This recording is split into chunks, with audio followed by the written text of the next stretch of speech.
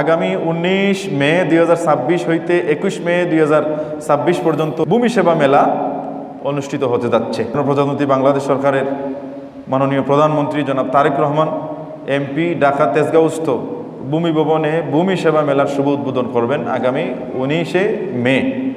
তো আমাদের প্রত্যেক উপজেলায় এসিলেন্ট অফিসে ভূমি সেবা মেলা বসবে।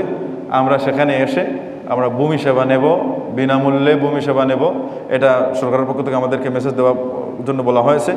আর বিশেষ করে আগামী 30 জুনের মধ্যে সবার যার যার বাড়ির জমি হোক, ক্ষেতের জমি হোক, ওগুলোর ভূমি কর যেটা আছে, খাজনা, সেটা পরিশোধ করতে হবে।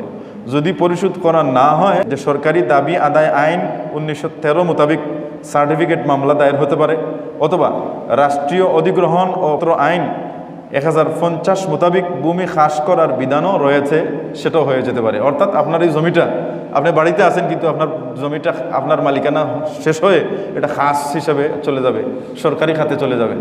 তখন আপনার এটা লিলাম হইতে পারে, আপনি উচ্ছেদ হইতে পারেন। এই জন্যে ভূমি করটা, খাজনাটা আমরা হালনাগাদ করে দিব আগামী 30 জুনের মধ্যে। আর আগামী 19 থেকে 21 মে ভূমি সেবা বসবে। আমরা যে কোনো নামজারি হোক বা ভূমি কর দিতে চাইলে আমরা এসিলেন্ট অফিসে গিয়ে সেখানে মেলায় অংশগ্রহণ করে আমরা সুযোগ নিতে পারি।